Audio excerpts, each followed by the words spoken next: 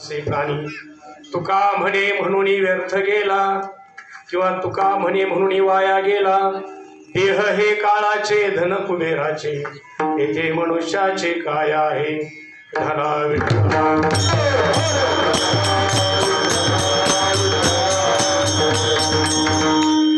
समचरण सरोजम सांद्रणीला मुदाभम जगननीत पाणी मंडनम मंडना तरुण तुलसीमाला कंजनम कंजनेत्रम सदयधवला समिठ्ठलम चिंतयामि पांडुरंगा करू प्रथम नमा।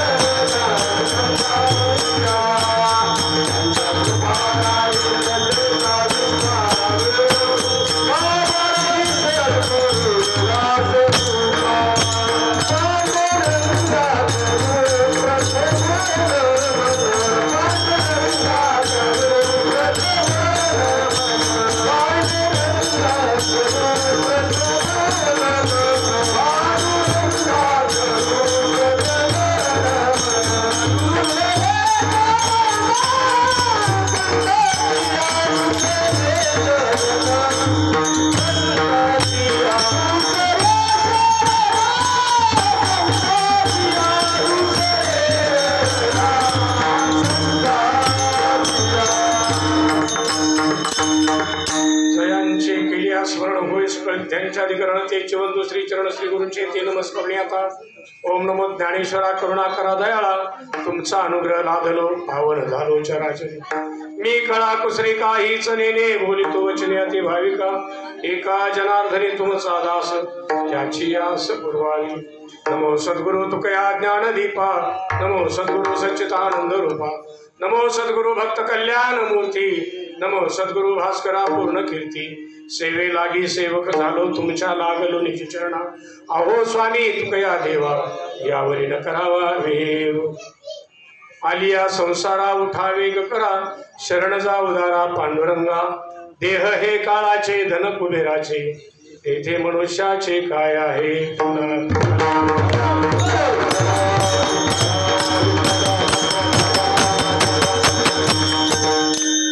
प्राप्त प्रसंगी भगवंताच्या चिंतन सेवेकरता घेतलेला अभंग देहू निवासी वैराग्य मूर्ती जगद्गुरु तुकोबरायांचा 4 चरणाचा अभंग असून या अभंगाद्वारे जगद्गुरु तुकोबराय मानवी देहात आलेल्या जीवाला उपदेश करताना संसार आपला म्हणू नका आणि आलोय ना संसाराला तर या संसाराने प्रचंड अतिशय वेगाने तातडीने त्या भगवंताला शरण जा।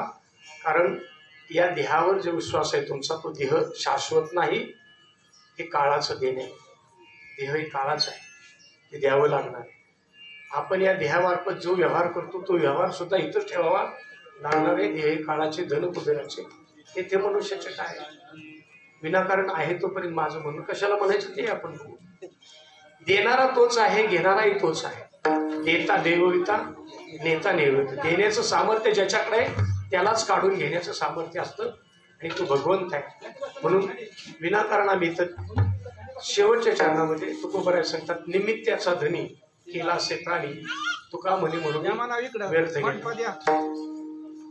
निमित्त म्हणून आपण इथं आलेलो आहोत आणि आपल्या जबाबदारीची सोपवली जे कर्म आपल्या वाट्याला आले ते भगवंताचं म्हणून करावं आणि एक दिवस आपण या जगाचा जाताना भगवंत स्वरूपाला प्राप्त व्हावं। आता काही ठिकाणी हा अभंग 5 चरणाचा दाखवतात, मोबाईल मध्ये 5 चरणाचा आहे, पण राऊत बाबांच्याकडून पूर्ण ऐकला तो 4 चरणाचा आणि जो देवडेकरांचा गाथा आहे त्यातही 4 चरणाचा आहे। आणि तुका म्हणे कार्य नाशिवंतासाठी हे जे चरण आहे ते 810 किंवा 812 क्रमांकाचा एक अभंग आहे। कार्य खर होशील संसाराचा दास त्याचं शेवटचं चरण आहे तुका म्हणे कार्य नाशिवंतासाठी। का सांगतोय बाकीच्यांना माहित नसलं तरी संभ्रम निर्माण होऊ शकतो, कारण माझ्याकडे ते मी गाथ्याचं फोटोज काढून ठेवले पुण्याच्या आणि मुळात आपण थोरा मोठ्यांनी काय केले ते पाहू। मग मी राऊत बाबांच्याकडून ऐकलं, बाकीच्यांना माहीत नसेल तर ज्यांना माहिती ऐकायचं की जे गाथामूर्ती म्हणतो आम्ही, म्हणजे आपल्या भागात जसं आपण तात्या, तसं महाराष्ट्रात तात्या असतील, राऊतबाबा असतील, ही फार मोठी या संप्रदायातली व्यक्ती आहेत, त्यांच्याकडून खात्री केली आणि अनेक लोकांची चर्चा केल्यानंतर हा 4 चरणाचा अभंग आहे. जरी यात 5 चरणाचा तिथं दिसत असला तरी पाठभेद होऊ शकतो. चला आता तो विषय महत्वाचा नाही. आपण कार्यक्रमाला सुरुवात करण्यापूर्वी थोडासा तरी अर्थ असा कैलासवासी माणिकराव तुकाराम कोकरे यांचं प्रथम पुण्यस्मरण आणि त्या निमित्ताने कोकरे परिवार, सगळे नातेवाईक, ज्येष्ठ मित्रमंडळी यांनी आज या ठिकाणी भगवंताच्या चिंतन सेवेचं आयोजन केलेलं आहे. कधी कधी प्रश्न पडतो, शाळा शिकून तरी माणसं सुधारली का? मग कीर्तन ऐकून तरी कुठं सुधारली नाही का? कशासाठी आपण एवढा खटाटोप करतो? पण एक लक्षात घ्या, खाल्लेलं अन्न पचलं तर महत्व आहे, तसं ऐकलं तर रुचलं तर पाहिजे. आणि दुसरी गोष्ट, रुचलेलं पचवायला शिकलं पाहिजे. आवाज नको वाढवायला, पचलं पाहिजे.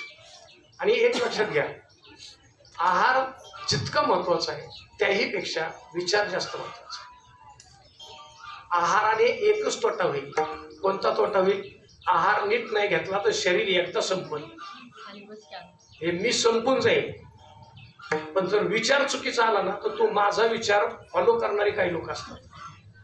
म्हणजे मी निघून गेलो तरी तो विचार वापरणारे लोक असतात. नसलं कळत तर सोपं सांगतो.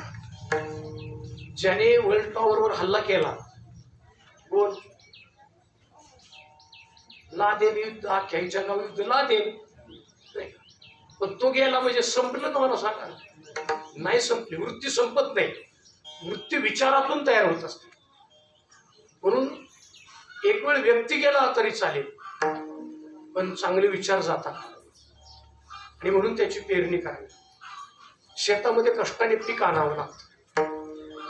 गवत आणण्याची गरज नाही. आपण पानकरीच आहे सगळे, त्यामुळं आपल्याला माहिती आहे. आणि माळरानाला गवत जास्त येतं. हे काळवटातून येतं, पण माळा इतकं येत. आणि काय गवताचं वैशिष्ट्य असेल बघा, 2 वर्ष दुष्काळ पडू दे, नाही तर 4 वर्ष दुष्काळ पडू दे, गवताचं बी मरतच नाही.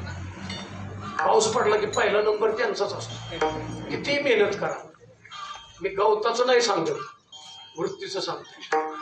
तुम्ही कितीही चांगल्या वृत्ती पेरा, पण वाईट वृत्तीने त्याच्यावर शिरकाव केल्याशिवाय राहत नाही. म्हणून त्याला सतत तुकोबराय सांगतात, काढून यातून शेती करारे राखण.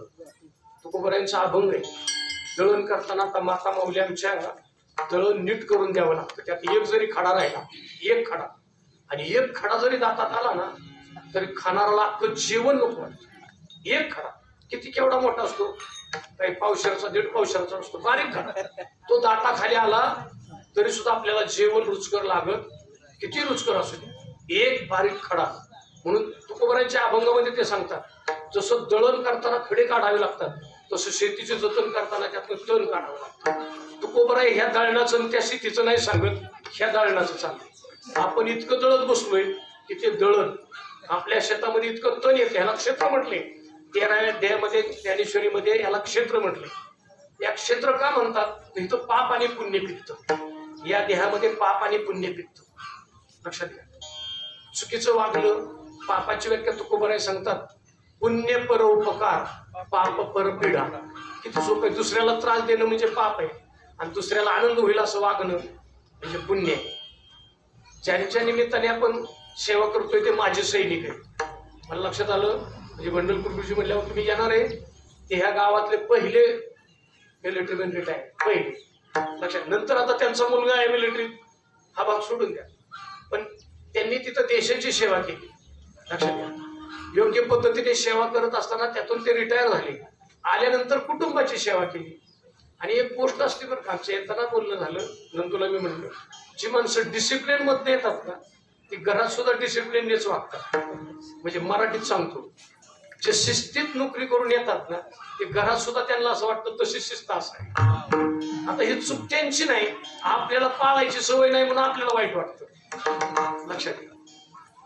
लक्षात. बेशिस्त वागणं सोपं आहे, पण शिस्तीत वागणं कठीण आहे. सुख मिळवणं कठीण आहे, दुःख सहज मिळतं. दुःख मिळवण्यासाठी वेगळं काही करावं लागत नाही.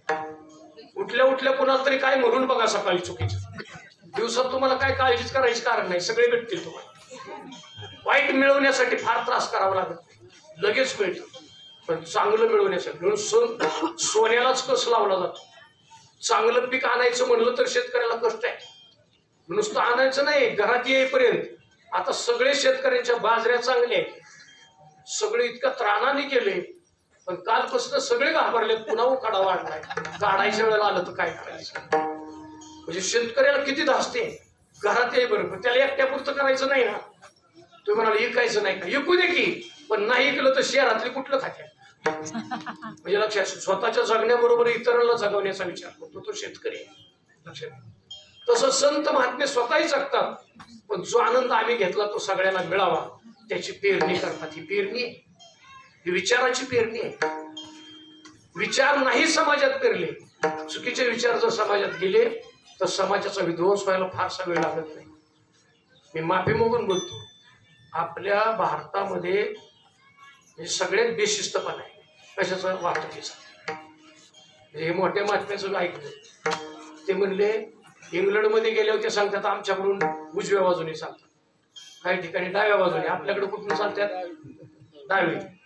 आपल्याकडे ती वाहनं आहेत, पण काही काही ठिकाणी जे स्टीअरिंगच आहे ते लेफ्ट साईडला असतं. म्हणजे जर तुम्ही काही देशात गेला तर ते शिस्त मोडली तर वाहनाचा अपघात होतो. म्हणजे त्यांच्याकडे गेल्यावर कुणी डाव्या बाजून चालतं, कुणी उजव्या बाजून चालतं. भारतात आल्यावर जमल असं चालतं. म्हणजे ज्याला जिथं जागा मिळेल. हा दोष का? हा विचाराचा दोष आहे. मला गेलं पाहिजे. म्हणजे तुम्हाला एक फक्त आता प्रसंग आलाय म्हणून मी सांगतो. निरेवरून पुण्याला जायला मला लागला 1-1.5 तास. किती? 1.5 तास. आणि पूल वळणायला, कुठला? फुरसुंगीचा पूल वळणायला मला 1.5 तास लागला. कारण कळलं कोणी कसं म्हणा. मोटरसायकलवाल्याने पुढे जायचं, गाड्या थांबल्या की सगळ्यांनी पुढे जायचं. पुढे गाड्या आडवी, एक आडवी गाडी गेली, पुढे येणारी चालू राहिली, गाडी चालला. पाऊस तर येत होता, पाऊस होता. मी 9:30 वाजता पलीकडे. मी आपल्याला का सांगतोय? आणि त्याच्यानंतर मी सर्च केलं. मी युरोपमधल्या लोकांचं वाहतुकीच्या बाबतीत युट्यूबवर सर्च केलं, तर त्यांना कळालं की मलवडीत ट्रॅफिक पॅक झाले. कुठं? तर हितली वाहनं जाताना रस्त्याला जाईल अशी जागा ठेवत होती आणि प्रत्येक वाहनाच्या मध्ये तेवढं अंतर ठेवत होती. तर तो चालून दाखवत होता, भारतीय होता. त्याला हितलं ट्रॅफिकचं कळलं असेल, तो भारतीय. तो सांगत होता इथं असा नियम आहे, त्याने आपला टॅक्स सोडायचा नाही. जर टॅक्स सोडला तर लगेच कळतं की लगेच त्याला दंड. आपल्या दंड घ्या नाही तर मांडे घ्या, आपल्याला काही बदलच होत नाही.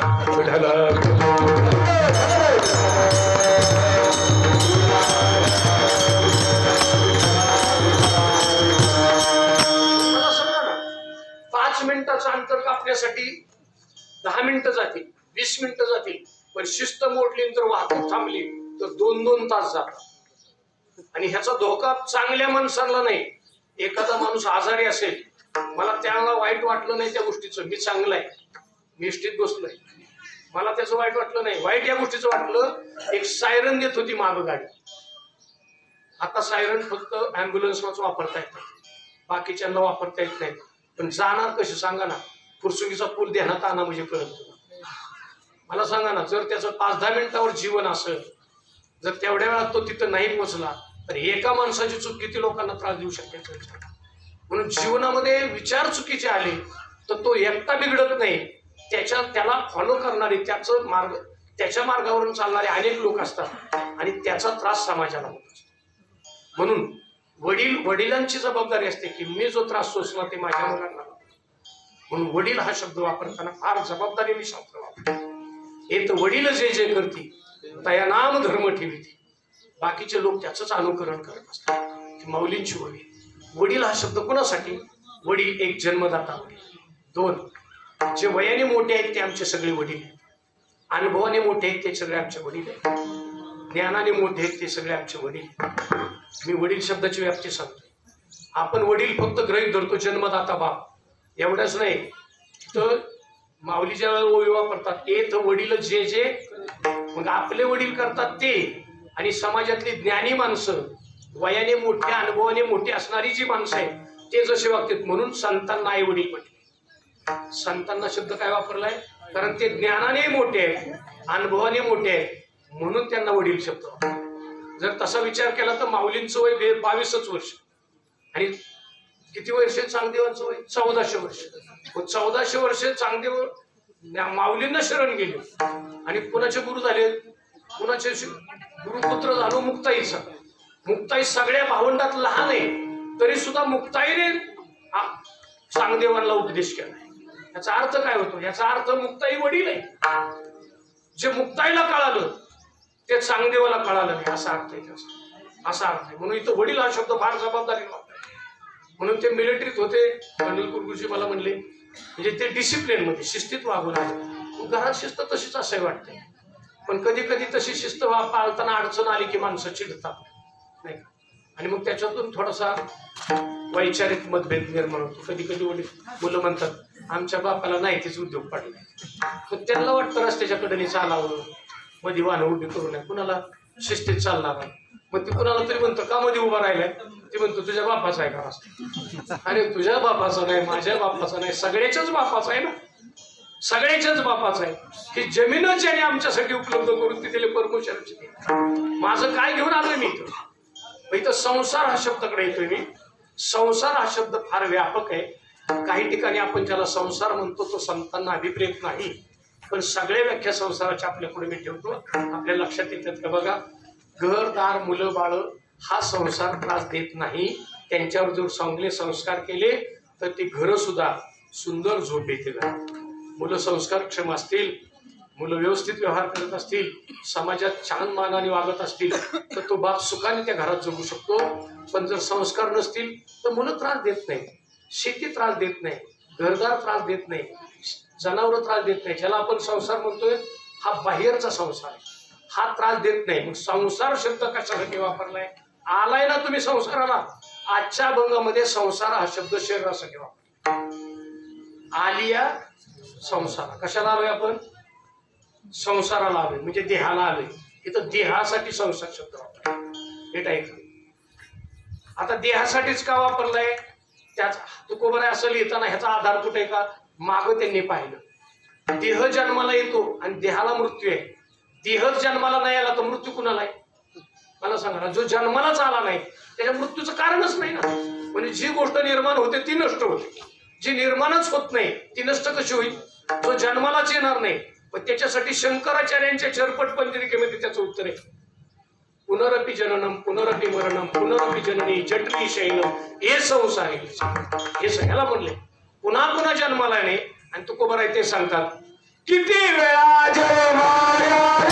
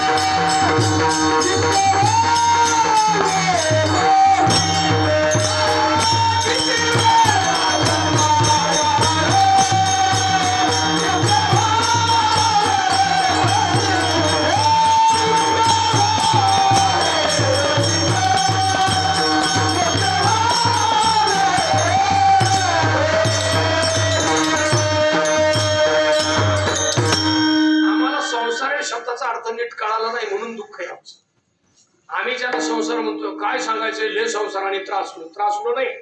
शेतीने कधी तुम्हाला तक्रार नाही केली पाय ठेवू नका माझ्या, नांगरू नका मला, झाडांनी कधी सांगितलं नाही फुलं तोडू नका, काड्या तोडल्या तरी झाडं काय बोलत नाही, कच्ची फळं तोडली तरी झाडं काय बोलत नाही। मग तक्रार पुन्हा करतात कसा संसार दुःखमुळे शब्द आहे का नाही? त्याचं तुम्हाला मी उत्तर देणार। पुन्हा पुन्हा जन्माला येणं आणि पुन्हा पुन्हा मरणं हा संसार आहे, लक्षात घ्या। याला संसार मानतात। म्हणजे देहरूपी प्रपंचाला पुन्हा पुन्हा येतो, ह्याला दुसरं नाव आहे प्रपंच। आपण ह्याला बी म्हणतो प्रपंच। प्रपंच पाचाचा असतो। पाच कोणता? घर फक्त दगड मातीच आहे, म्हणजे ते मातीच आहे ना, पण हा पाचाच आहे, पृथ्वी आप तेज वायू आणि आकाश. म्हणून तुकोबरायांची मागणी प्रपंच ओसरो आणि चित्त तुझे पायी, म्हणजे देहाचं काही हो, देह जावा अथवा पांडुरंगी हे का म्हणतात, ते या देहामुळं दुःख आहे. आता देहामुळं दुःख काय त्याचं कारण सांग. अजून एका ठिकाणी तुकोबराय संसाराची व्याख्या सांगताना आज 22वा नियम आहे. आज कितवा 22वा नियम. 19व्या नियमामध्ये हिंदुस्थानी अभंगामध्ये तुकोबराय सांगतात, काम क्रोध सो संसार व शिरभार चालावे. कशाला म्हटलंय? काम क्रोध सो संसार व शिरभार चालावे. काम आणि क्रोध हा खरा संसार आणि त्रास आपल्याला. मी आपल्याला विचारतो, काम राहतो कुठं? खडकीत वाट राहतो तुकास महाराज नांदन. काम क्रोध लोभ मोह मद मसरे राहतात कुठं? त्याच्यासाठी काय कपाट आहे का बँकेची तिजोरी? हे राहतात आत कुणाच्या? प्रत्येकाच्या चित्तामध्ये राहतात. ही वृत्तीचा भाग आहे. इच्छा निर्माण आपल्या आतमध्ये निर्माण होत, काम आत निर्माण होत, क्रोध आत निर्माण होत. मी काहीच बोलणार नाही, तुमचं काय चालू आहे मला वर्षराज आणि कालीच्या कीर्तनाचं माहिती.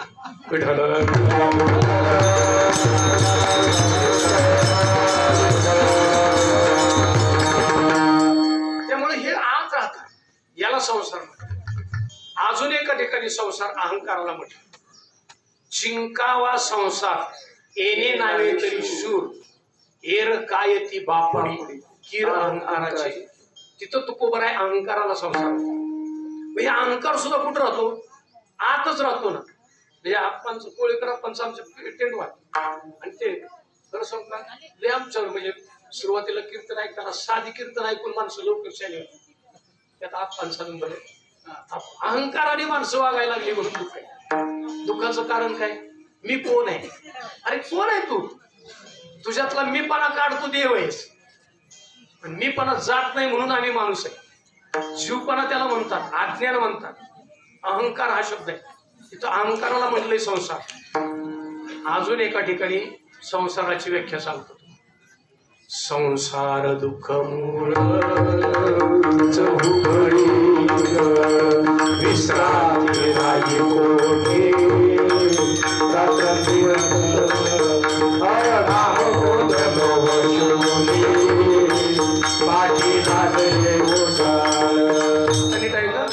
नीट ऐकायचं. संसार दुःख मूळ, चहूकडे विश्रांती नाही कोठे, रात्रंदिन. आता ह्या संसारात माग कोण लागले आपल्या? काम क्रोध लोभ शून्य. शून्य म्हणजे काय? आहेत का नाही गावात? आता पक्ष्यांची संख्या कमी झाली आहे, पण आता कुत्र्यांचा त्रास लय. म्हणजे आम्हाला जाताना गाडी उतारतात त्यांना लय राग येतो माणूस पुढे गेला की. कुणाला? माझ्या पुढं कोणी गेला की राग. कुत्रे तिथं गाडी थांबवली का नाही ती ग बसते. ते दोन पडलोय ना कुत्रे. मग आता लक्षात आलं पळवायचं नाही, त्याच्यापुढे शांत उभं राहायचं. इथं शब्द वापरलाय, काम क्रोध लोभ शून्य पाठी लागले ओढाळ. कोणाला शब्द म्हणतात? जो नियमाने वागत नाही, दुसऱ्याला त्रास देतो त्यासाठी. काम क्रोध लोभ याला कुत्री म्हणली की आमच्या पाठीमागे लागली. ही पाठीमागे लागली नाही, ही आतच आहे, त्या आतनं त्रास देतात, मनाला आदेश करतात, असं करा तसं करा. काय बापाचं ऐकायचंय? आता कळतं ना तुला? तुला काही इंजिनियर झाला, पगार कमावतोय, काय बापाला विचारायचंय? नको विचारू. पुन्हा नीट शब्द आहे का? अनुभवी लोकांना न विचारता जे व्यवहार करतात त्यांचे व्यवहार फसतात. ज्ञानी माणसाला न विचारता जे निर्णय घेतात त्यांच्या निर्णयाचा पश्चाताप करण्याची वेळ येते. म्हणून वडील हा शब्द फार महत्वाचा. मग ती वडील या भूमिकेत आई असेल आणि वडील असते. ज्ञानाने जी मोठी आहेत, वयाने जी मोठी आहेत. म्हणून आलोय ना आम्ही देहाला, मग या देहाना आनंद मिळवायचा आहे. या देहाने आम्हाला सगळ्या गोष्टी साध्य करण्यासारखं सामर्थ्य. काय सामर्थ्य आहे देहामध्ये आपल्याला माहित नाही. एक लक्ष द्या, कबीरजी सांगतात, पशुपासून फक्त चमडं तयार होतं, चप्पल बनते. पशु का बनता है पहनिया. पशुपासून काय बनतं? फक्त पायातली चप्पल बनेल, वस्तू बनतील. पण नर करणी ऐशी करे तो नर का नारायण. पण माणसाने जर अशी कर्तबगारी केली ना तर माणसं त्याला डोक्यावर घेऊन नसतात. आता तुम्हाला एक सोपं सांगतो, बाळूमामांनी काय पाहिलं? आता तुम्ही का म्हणून आरती करता सांगा. सोपं उदाहरण आहे. मी कीर्तन केलंय, तुम्ही जर अमोशाला तुमच्याकडे भंडारा असतो. व्यक्ती म्हणूनच जन्माला आले, माऊली व्यक्ती म्हणूनच जन्माला आले, माणूस म्हणून जन्माला आले. अलीकडच्या काळात तुकडोजी महाराज असतील, गाडगे बाबा असतील, बाळूमामा सारखे असतील, ही व्यक्ती म्हणून जन्माला आले. तुमच्या आमच्यासारखा प्रपंच केल्यासारखं दिसतील, पण आचरण इतकं टॉप, म्हणजे ज्याला आपण म्हणतो उच्च दर्जाचं होतं, की समाजाला त्यांच्या मागं जावं लागतं. फक्त आंधळेपणाने जाऊ नये एवढंच आहे, डोळसपणे एक. म्हणून आम्ही आज त्यांची देव म्हणून पूजा करतो. आम्ही त्यांना आमच्या देवाऱ्यात ठेवतो, घरातला नाही, मंदिरातला नाही, अंतकरणामध्ये ते आमच्या बसले. का त्यांनी आमच्या अंतकरणात जागा घेतली? ज्याचं आयुष्य जिथं जिथं देव आहे म्हणून नतमस्तक होतं, तिथं त्या सगळ्यांना स्वीकारतो तो देव स्वरूपाला. म्हणून नर करणी ऐशी करीतो नरका नारायण, ह्याची उदाहरण आहे ती. संत म्हणून माणसासारखे जन्माले. एक सोमवारच्या अभंगामध्ये, समुद्र नदी नव्हे पैगा, पाषाण म्हणून लिंगा, संत नव्हती जगा माणसात्या. दिसतात माणसासारखे, व्यवहार माणसासारखे करतात, कधी कधी कठोर वागतात. आज अभंग वेगळा घेणार होतो. परिमळ गेली हा देव लक्षात होता. बरेच दिवस म्हणलं त्याच्यावर चिंतन नाही केलं. मग किसन महाराज म्हणले नाही असू द्या, म्हणले आम्हाला सहज. पण मला काय नाही, आचार्य नाही तर घरी येताना वेगळाच होता. आता तिसरा अभंग तसं काय लक्षात चालू. आम्हाला पाहताना आमच्या दृष्टीत बदल होत नाही, म्हणून विचाराने बदल होता. लक्षात घ्या, शेतामध्ये चांगलं बियाणं पेरावं लागतं, तसं माणसाच्या शेतात चांगले विचार पेरावे. सरकार किंवा शिक्षण तज्ञ मूर्ख नाहीत. अब्जावधीची गुंतवणूक शिक्षणावर केली होती. आज तुम्ही पालक मंडळी मुलांना चांगल्या शाळेत घालतोय. ही शाळा चांगली का? म्हणजे पुण्यात तर अशा अवस्था आहे आता, इतकी कठीण कंडिशन आहे. सरकारी शाळा बंद पडल्यावर काय होईल ह्याचं चित्र डोळ्यापुढे उभं आलं तर भीती वाटते. लक्षात, भयानक परिस्थिती आहे. मी परवा ह्याला गेलो होतो निरावागडला, तिथं देवका त्यांनी मला एक वेगळाच प्रश्न सांगितला. ते नाही सांगत मी खाजगीत बोलत, पण म्हणलं मी आता संघटनेत नाही, मी रिटायर झालोय. म्हणजे आम्ही कराय काय चाललंय का? मोफत शिकवलं. कर्मवीर भाऊराव पाटील असतील, बापूजी साळुंखे असतील, घरातल्या बायकोचे दागिने मोडून शिकवलं, संस्था उभा केल्या आणि समाजाला सहज सन्मार्गावर आणलं. विनाकारण बॅरिस्टर पी जी पाटील तयार झाली नाही. लक्षात घ्या, की काही सामान्य माणसं नाही. लक्षात घ्या, कमवानी शिका. ज्याला जमत नाही त्यांनी तिथं काम करायचं आणि शिकायचं. आज अवस्था काम हा त्रास करतो. आम्हाला विश्वास आहे मुलं शहाणी झाली, शिकली तर वाचतील, आणि वाचतील तरच वाचतील. कळते ना, वाचतील तरच, नाही तर काही वाचून काही बोलतील. आज व्हॉट्सअप बघून काही बोलतात माणसं, खात्री सुद्धा न करता कसेही मेसेज पाठवतात, समाजात विध्वंस पसरतो. याचा अर्थ असा आहे, 3 गोष्टी आमच्याकडून गेल्या. लक्षात घ्या, संयम सुटला आमचा, विचाराचे बांध फुटले, आणि परिणामतः कुटुंब व्यवस्था, समाज व्यवस्था बरबाद व्हायच्या. म्हणून संत विचाराची गरज आहे. आमच्यावर ज्यांचे उपकार आहेत त्या उपकाराची जाणीव ठेवून आम्ही वागलं पाहिजे. काय घेऊन आलो होतो आम्ही या देहाला? तर कुणामुळे हा देह मिळाला? याला मी संसार म्हणतो. हा संसार कुणामुळे मला प्राप्त झाला याची जाण आम्हाला राहिली. 6व्या अध्यायामध्ये माऊली सांगतात, शुक्र सोनिताचा साधना. हा आईवडिलांच्या मुळे स्थूल देह मिळाला. आईवडिलांच्या मुळे स्थूल देह मिळाला. आईवडिलांच्या मुळे मिळालेल्या स्थूल देहामध्ये याच्यात जीव दिला. जेने हा जीव दिला दान, तयाचे करीन कीर्तन, जगत जीवन नारायण, गायन गुणान कयाचे. कुणी जीव दिला? एक लक्षात घ्या, सगळीच मुलं जन्माला आलेली जगत नाहीत. कारण जन्माला येतानाच तिथं देवाने दिलेलं दान अपुरं पडतं. माणसं म्हणतात जेवाने दे, म्हणून जेवे दिला देह आईवडिलांच्या मुळे. पण त्या देहावरचं जे अधिष्ठान चैतन्य रूपी जीव आहे ना, ते भगवंतामुळे आम्हाला मिळालं. लक्षात घ्या, म्हणजे देह आमचा नाही, आई वडिलांच्या मुळे मिळाला. जीव देवाचा अंश आहे, त्या देवामुळे मिळाला. आता नीट ऐका, देह आई वडिलांच्या मुळे, जीव देवामुळं. आता तो वापरायचा कसा हे संतामुळे. कळलं का? नुसते न कळणाऱ्या पोराच्या हातात 500ची नोट दिली. आता आपल्याकडे एक पद्धत आहे, बरोबर आहे ना? आपण कुठलंही लहान बाळ आलं की त्याला काय देतो? आज चांगली बातमी सांगितली बरं का, नंतर असं त्यानंतर सांगतो मी पेढे देतो तुम्ही विठाला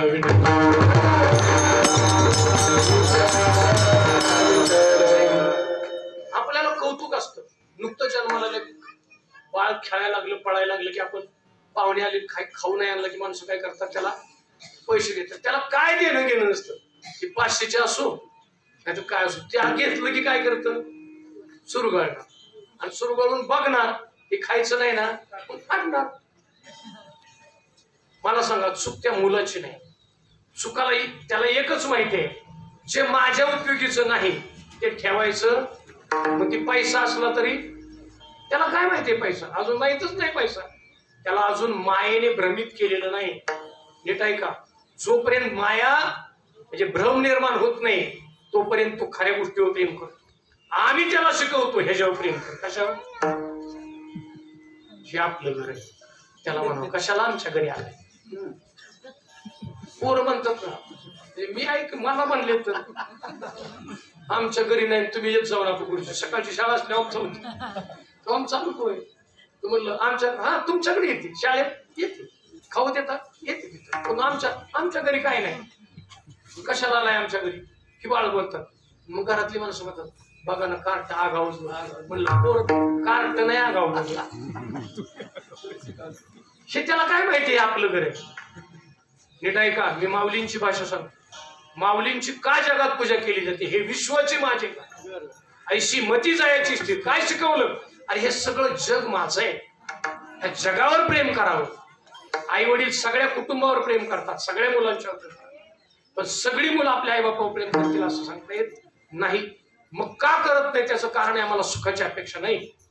सुख सगळ्यांच्यावर प्रेम करण्यामध्ये, एकावर नाही, सगळ्यांच्यावर प्रेम करण्यामध्ये. आणि ते सुख मिळावं म्हणून माऊली खूप सांगतात, तुम्ही देहरूपी संसाराला आलाय ना, तर तुम्हाला प्रेम करायचं कधी कळेल? जर तुम्ही नम्र झाला तर. अभंग सांगतो, नम्र झाला भूता त्याने कोंडिले. दुसरं प्रमाण सांगतो, परवा पाऊस झाला. किती पाऊस झाला? परभणीच्या लोकांना जाऊन विचार.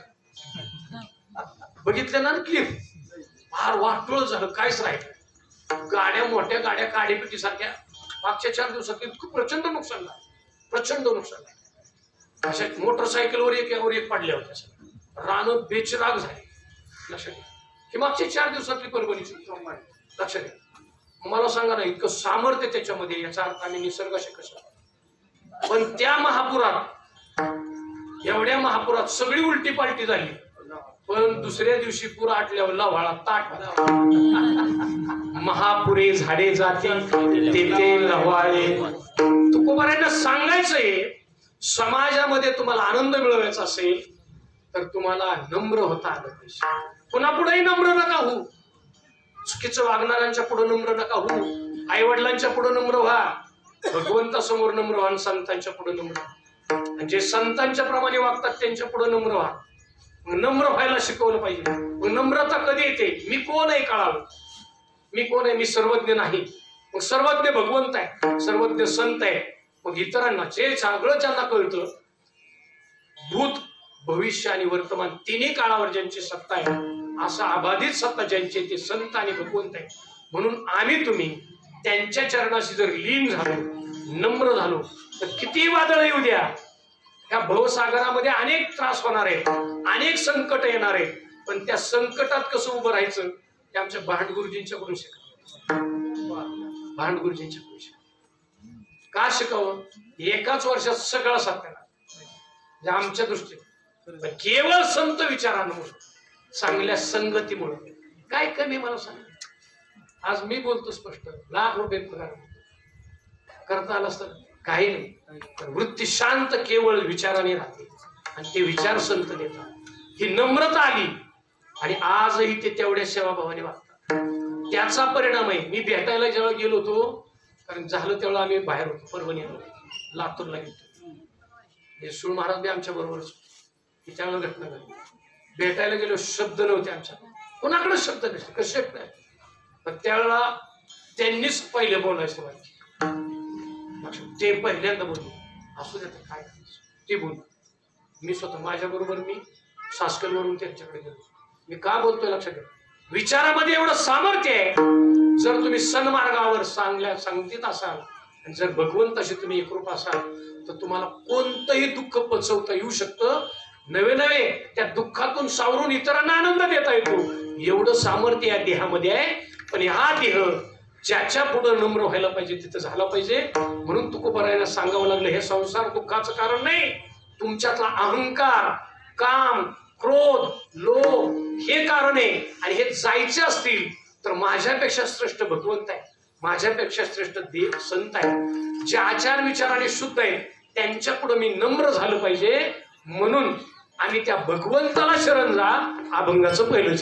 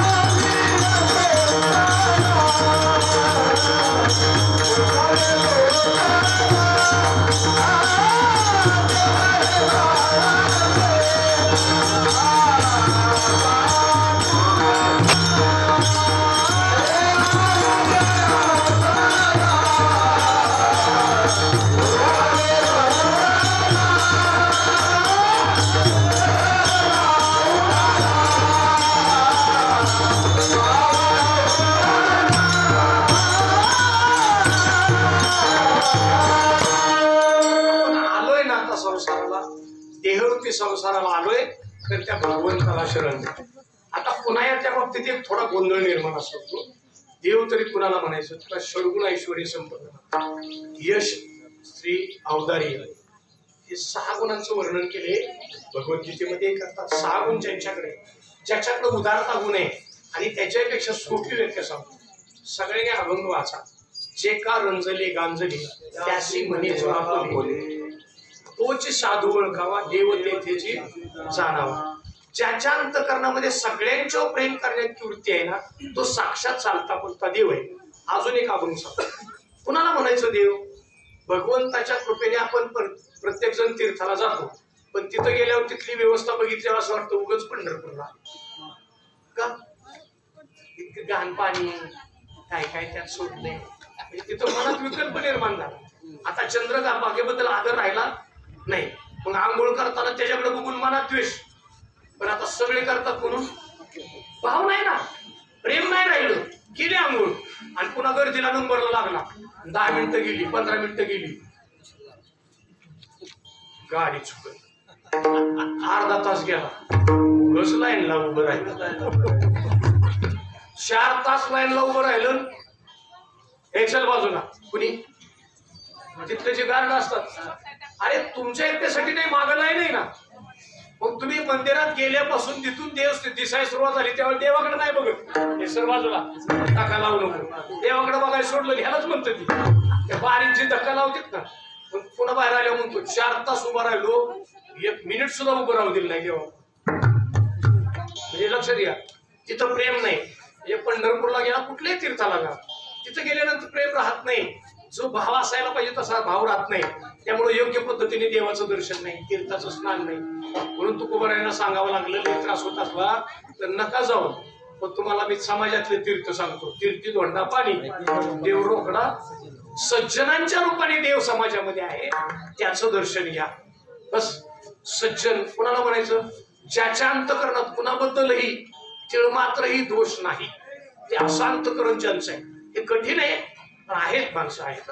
समाज त्याशिवाय कसं चालेल? कुणीतरी घरातला एक करता पुरुष असल्याशिवाय घर कसं चालेल? गावात 4 करती माणसं असल्याशिवाय घर कसं चालेल? गाव कसं चालेल? तसं समाज कधीच सगळा वाईट असतो. समाजात चांगली लोक असल्याशिवाय समाज चालत नाही.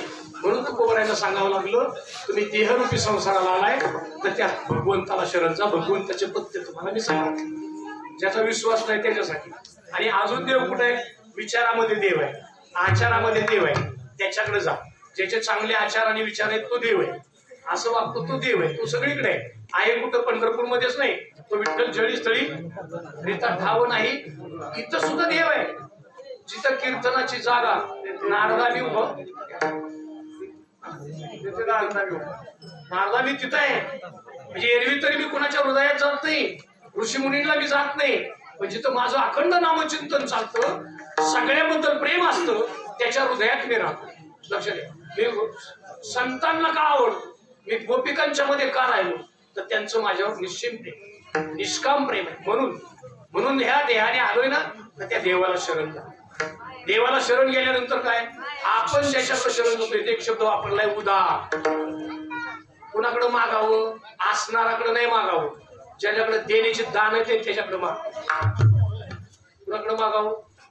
असणाराकडे नाही, ज्याच्याकडे देण्याची दान ते त्याच्याकडे मागावं. त्यासाठी शब्द फक्त उदार. संत उदार, उदार भरले आनंद. हा, तो भगवंत उदार आहे आणि संत उदार आहेत, बाकीचे उदार नाहीत.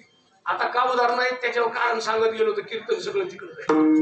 कारण मी एक मोठ्या महात्म्याचं चिंतन आहे. मोठे कसे झाले आर्थिक दृष्ट्या ते सांगायला गेलं की त्यांनी एक उदाहरण दिले.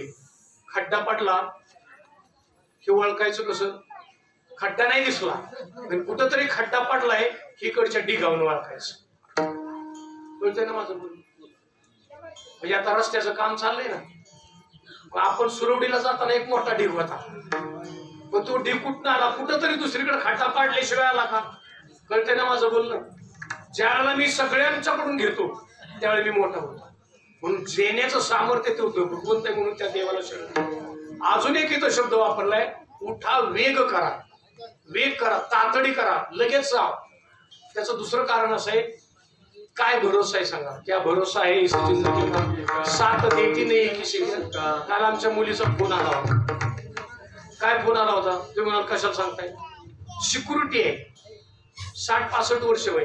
आता मी गेल्यावर नेहमी तुम्हाला नमस्कार करायचा. मुलगीच्या फ्लॅटमध्ये राहते, तिथं तो सिक्युरिटी आहे, सीसीटीव्ही कॅमेरे आहेत, तो बसल्या जागेवर घ्या. काल फोन आला, म्हणले काका ते म्हातार बाबा होते का नाही सगळ्यात जास्त वयस्कर, ते म्हणले ड्युटीवर आले आणि म्हणले आम्ही बोलून आलोय, खालून बोलणं करून आलोय. आणि वर आल्यावर कळलं की त्यांना अटॅक आला. हे कुठं पुण्यातलं सांगतोय, दवाखान्यात सुद्धा नेता आलं. हातों में लिए नहीं तेरा घास, क्या जीने की प्रक्रिया.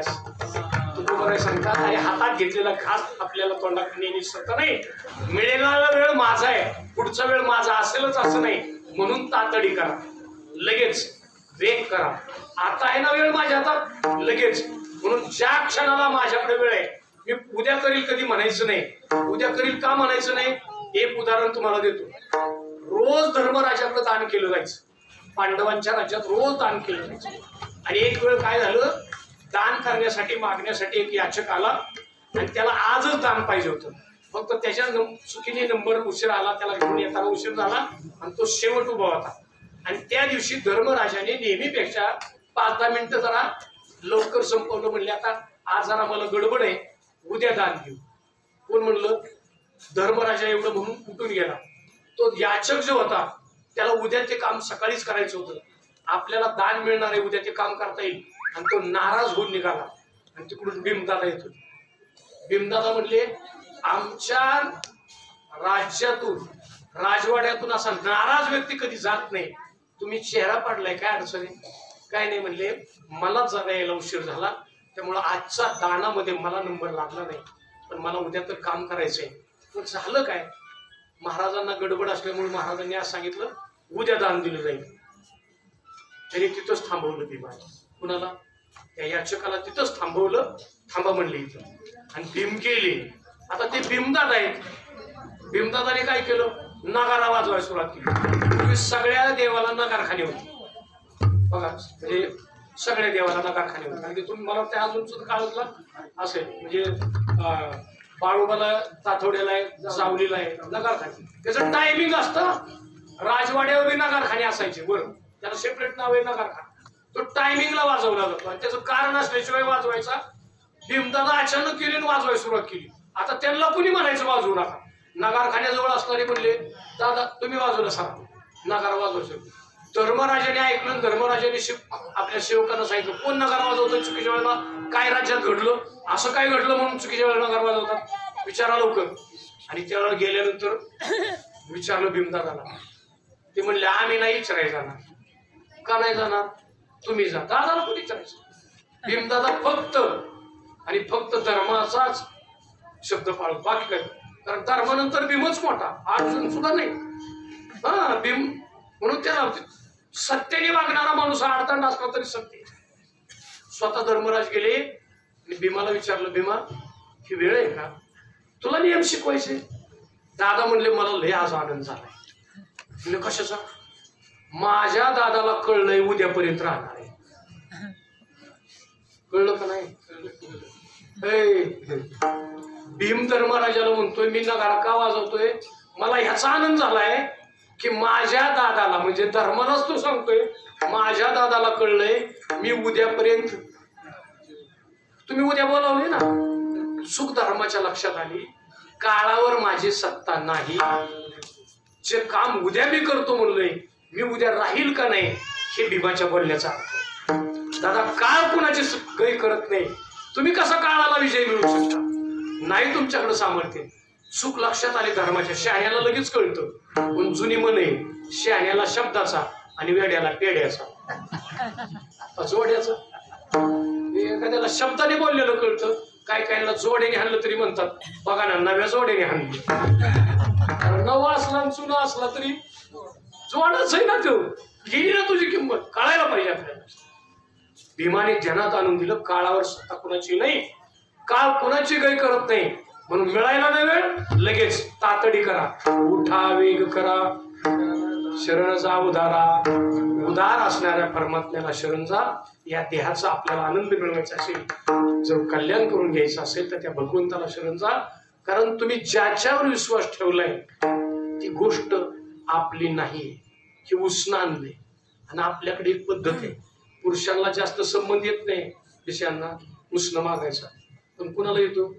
किती मोठं घर असू द्या, काहीतरी अडचण येते, महिला मंडळ शेजाऱ्याकडून आणतं, त्याला उसनं म्हणतात. आणि एखादी म्हणते, अहो 4 वेळा आणले, आता सारखं 5व्या वेळेला कसं जायचं? का 4 वेळा आणलेलं दिलंच नाही ना. मग दिलं नाही म्हणल्यावर जायची बी लाज वाटते. माणसं म्हणतात, असून सुद्धा म्हणतात पुढच्या घरी जा, आमच्याकडे पुढच्या घरी जा. का? दिलं नाही ना माघारी, दिलं नाही माघारी, द्यायला पाहिजे का नाही? मग हे उसनं आणलंय ना. हे कुणाचं आहे? हे उसनं आणलंय, 5चं उसनं आहे. देहा 5चा आणीला उसनं आणलंय, आपला नाही. लक्षात घ्या. 13व्या अध्यायाचं चिंतन आलंय, थोड्या वेळात सांगतो. जीव म्हणला हा माझा आहे. जीवाला सांगितलं तुझं नाही ते. तू कसं आहे माहितीये का? वस्ती कर वस्ती आला, वस्ती कर वस्ती आला, वस्ती कर वस्ती आला, वस्ती कर वस्ती आला.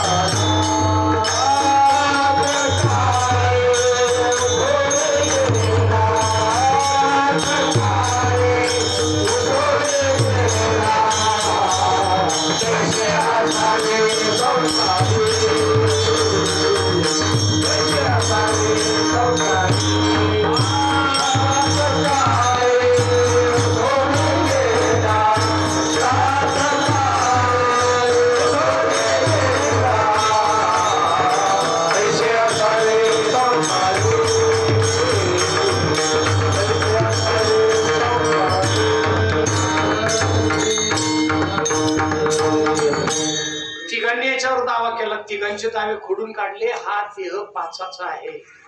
13व्या अध्यायामध्ये क्षेत्र नियमामध्ये आले आणि त्याचं उत्तर एकनाथ महाराज देतात की कुणाचं तू वस्ती कर म्हणजे तात्पुरता आलाय त्याला आपण काय म्हणतो? पाहुणा. पाहुणा आला आणि त्यांनी सांगायचं आता हे घर माझं आहे, चला बाहेर. घरातल्याला नाही ऐकल्यावर घरातली गावातल्याला बोलावं आणि ह्याला बाहेर काढावं लागतं. आता हे आमचं घर आहे आणि हे म्हणते पाहुण्याला घर मानता येतं का? म्हणजे अजूनपर्यंत तसं झालंय का? कुठं झालं नाही एका ठिकाणी. उदार देवाला का म्हणतात? वास्तुक शांतीला गेलेल्या काकाने की लंकाच मागून घेतली. रावणाची लंका रावणाची नाही, ही कुबेराने आपल्या सतीला दिलेली आहे. पार्वतीला ते लग्नात दिलेलं दान आहे. त्याला आपण काय म्हणतो? हुंडा. हुंडा नाही, दान आहे. त्याला कन्यादान करताना दिलेली भेट आहे. पण ती वास्तुकीला गेल्यावर भगवान म्हणले मला तुमची पूजा लय आवडली. रावण म्हणला मग असं करा दक्षिणेमध्ये मला लंकाच देऊन टाक. पण ते भगवान भोळे बाबा होते, त्यांना काय त्या लंकेचं सुतक नाही, त्यांचं राहणं स्मशानात होतं, देऊन टाकलं. पण आता तसं चालेल का? नाही चालणार. चालणार नाही म्हणून एकनाथ महाराज सांगतात जसा वस्तीकर म्हणजे अतिथी न सांगता येणार आगंतुक आलेला पाहुणा येतो आणि तो सकाळी उठून जातो. हे जीवा तो आपला आलाय ना, केलाय ना 4 दिवस मुक्काम. कुणी 60 वर्ष केला, कुणी 22 वर्ष केला, कुणी 18 वर्ष केला, कुणी 19 वर्ष केला, नाही का? जसा ज्याचा मुक्काम असेल आपलं निघायचं. कुठं? हे देहातल्या जीवाला सांगितलेलं आहे तू वस्तीकर आहे, तू पाहुणा आहे. पाहुण्याने जास्त दिवस राहायचं नसतं. जा म्हणलं की निघायचं. तिथं कुणाचंही चालत नाही. याच्यावर सत्ता तुमची नाही. ज्याच्यावर माझी सत्ता नाही ती सत्ता गाजवल्यामुळे दुःख आहे. लक्षात घ्या. देहावर सत्ता नाही आमची. याचं उत्तर अभंगाच्या दुसऱ्या चरणात. देह काळाचे धन कुबेरा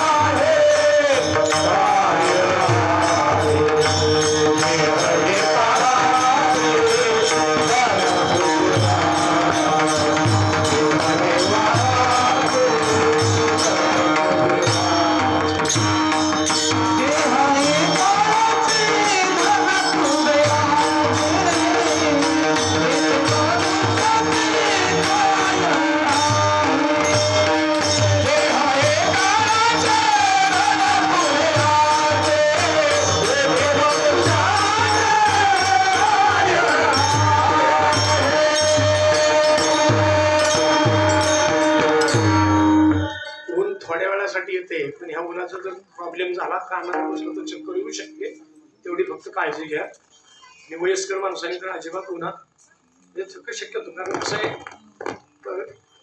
थोडा वेळ येते लगेच सावली येते, पण ती येते ती कडक येते आणि त्याचं कामच आहे आता कडक. सुरुवातच झाली ना भाद्रपदात जाणवलं. एक लक्षात आहे, देह काळाच आहे आणि धन हे कुबेराचं आहे. कुबेरा स्पष्ट सांगतात, कुबेरा बाबतीत आपण सगळे चालतो कुबेराचं कुबेर कुबेर. कुबेराने देवाकडे तक्रार केली. कुबेराला एकदा काय वाटलं, हे सगळं देवाच्याच नावावर. देवा म्हणला ह्याचा उपयोग काय, हे सगळं. देव म्हणला माझ्या अख्खी संपत्ती माझ्या सकट तुझ्या नावावर, मालक तू, पण पुढचं नीट आहे, वापरायचं नाही. वापरायचं नाव तुझं, पण वापरतील बाकीचे. मला सांगा, तुमच्याकडे असणाऱ्या पैसा सुद्धा जमीन सुद्धा कोणाच्या नाव आहे, कुबेराच्या नाव आहे, पण कुबेराला वापरता येत नाही. नसलं कळत तो सोपं सांगतो, पगार आम्ही कमवतो पण खर्च कोण करतो, सोप्या भाषेत. म्हणजे घरचा कुबेर मी, पण खर्च म्हणतात ही आणा, ती म्हणल ते आणावं लागतं, नाही आणलं तर घराच्या तुकड्याचा घोटाळा आहे ना. हे व्यवहारातलं सत्य आहे.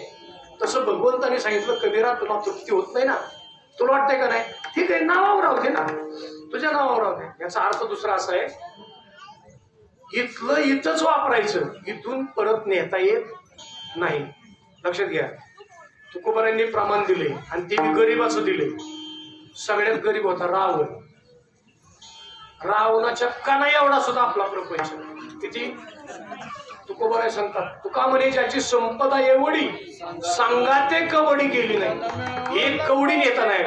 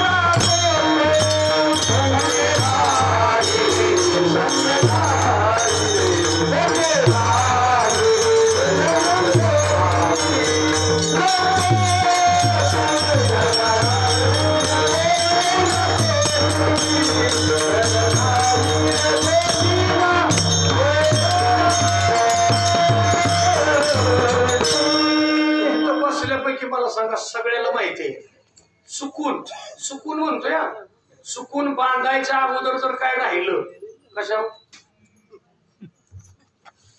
ध्यानात बाहेरची आणून देत नाही. कोण देत आणून, सगळे विनोदाने कीर्तन करतात, पण हे सत्य आहे. काय सत्य आहे, नवऱ्याच्या कानात काय आहे हे फक्त बायकोला माहिती. लक्षात घ्या, पत्नीच्या गळ्यात काय आहे कुणाला माहिती आहे, मुलांना माहिती आहे, सुनांना माहिती. घरात ते सांगतात, अहो ते बांधलं पण ते राहिलं नाही, ते काढून घेतात, सगळं काढून घेतात, काही ठेवत नाही. का ठेवत नाही, आला तसंच ना, पाठवायचा कसा, जसा आलता येताना काय घेऊन आलो. कव्वाली सगळे म्हणतात, खाली हात आहे चढता सूरज धीरे धीरे. अरे आपण खाली आलो होतो आता, मग आम्हाला हे दिले हात, हे हात याच्यासाठी दिले की घ्या आणि योग्य ठिकाणी द्या. कर्म करण्यासाठी हात आहे. मग तुकोबाराय सांगतात, धन जोडा, पण जोडून या धन, जोडून या धन.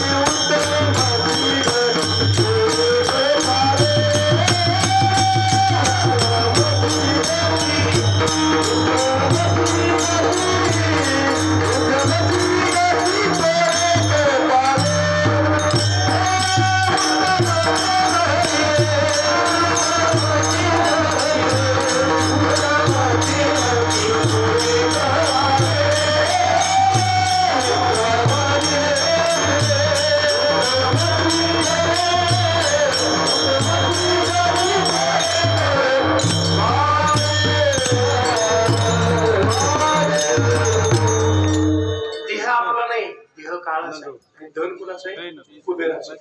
म्हणजे आपलं अडचण काय झाली, जे आपलं नाही ते आपलं म्हणल्यामुळे दुःख आहे. त्याला शास्त्राच्या भाषेमध्ये आसक्ती म्हणतात. अनासक्ती निर्माण झाली ना की दुःख राहत. एक लक्षात घ्या, द्यायचंय मला हे माझं नाही.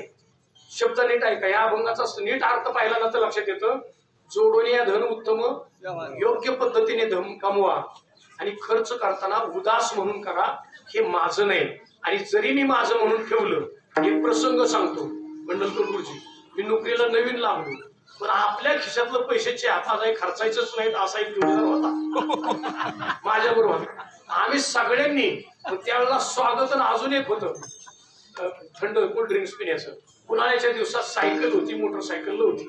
त्याने काय केलं, त्याला खायचं नाही, पण एक जण म्हणला अजिबात आता आपण द्यायचं नाही.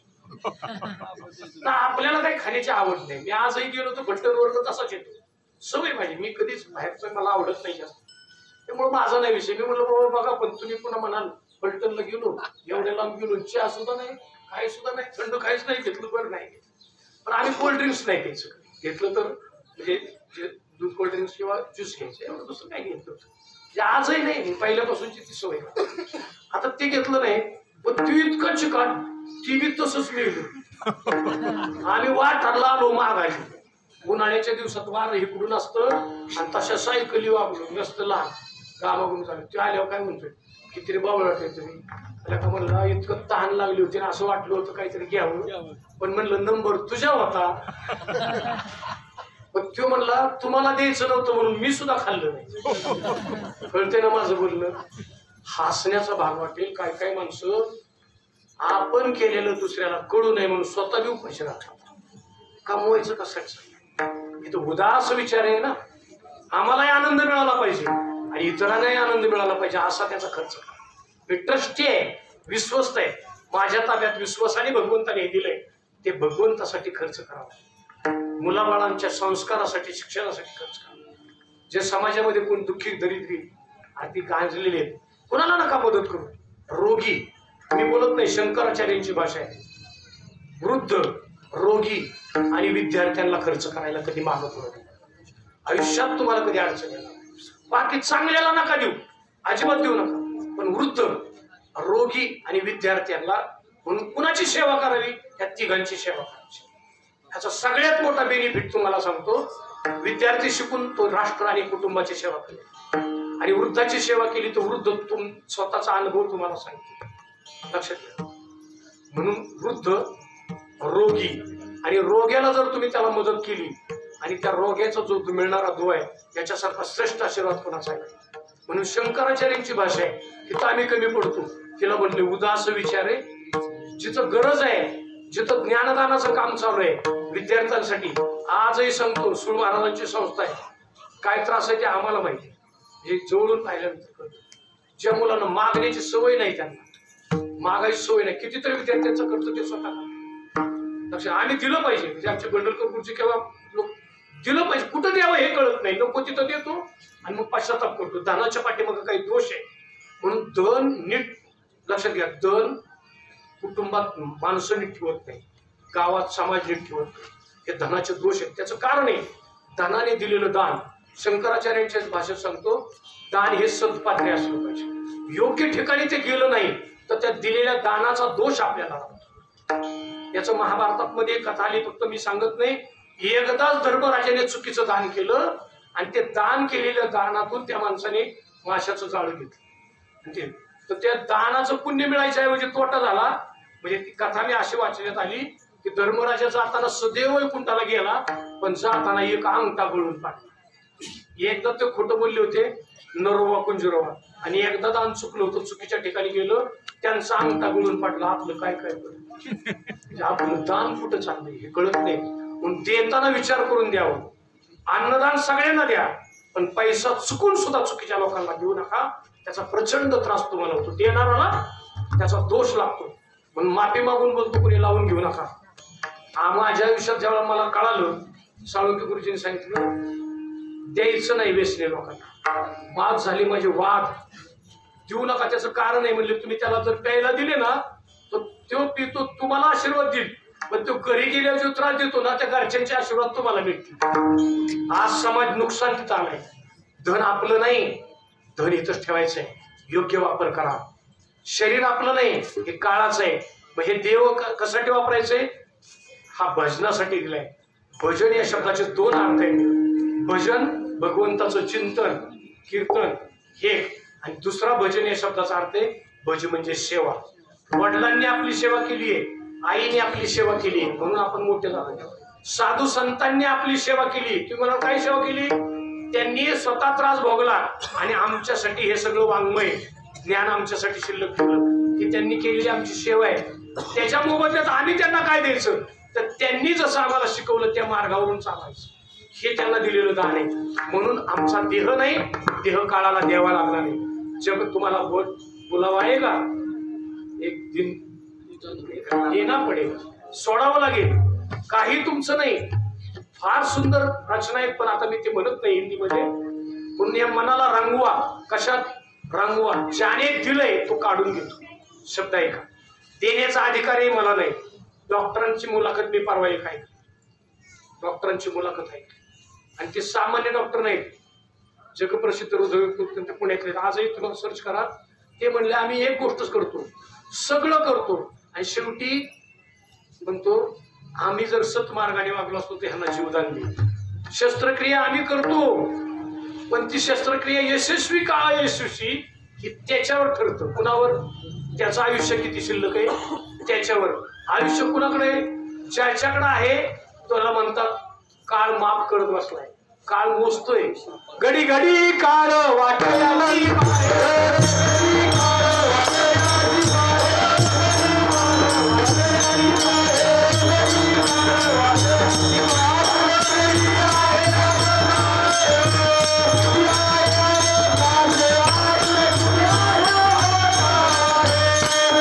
येताना देवाने आम्हाला दिले दान, जीवदान दिलंय.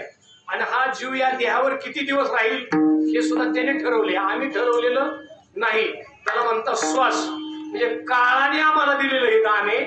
काळ आमच्यासाठी थांबलाय, काळ आमची वाट बघतोय. मग काळ जोपर्यंत वाट बघतोय ना तोपर्यंत आम्ही आमच्या देहाने एक काम करावं. तो देणाराही तोच आहे, काढून घेणाराही तोच आहे. मग मला सांगा ना आमची सत्ता कशावर आहे? हा देह माझा म्हणतोय ना, मी एक प्रमाण सांगतो फक्त, आता म्हणून म्हणत नाही. म्हणता पाय डोळे माझे ती कैसा मोकलिलो, देश वेश नव्हे माझा सहज फिरत आलो, करू सत्ता कावनावरी कोठे स्थिर राहिलो. म्हणता पाय डोळे माझे तीही कैसा मोकलिलो. वासुदेव आहे तुकोबारायांचा 6वा वाचून बघा. त्यात तुकोबाराय सांगता अरे आपलं म्हणतोय ना शरीर, हे शरीर आपलं ऐकतं का? आता डोळे माझा चष्मा काढला तर मला दिसत नाही, नाही का? आता पाय पाहिल्यासारखं कशाला जमत नाही. आपण आता मग किती पहिल्या उड्या हाणल्या आता जमल का? पायाने सांगितलं आता तुमचं काम. लक्षात घ्या, देहावर माझी सत्ता नाही, काळावर माझी सत्ता नाही. जो देणारा तो आहे, घेणाराही तोच आहे. मग आमचं काय आहे? आमचं एकच काम आहे तोपर्यंत नीट राहतो. अभंगाचं 3रं चरण. देता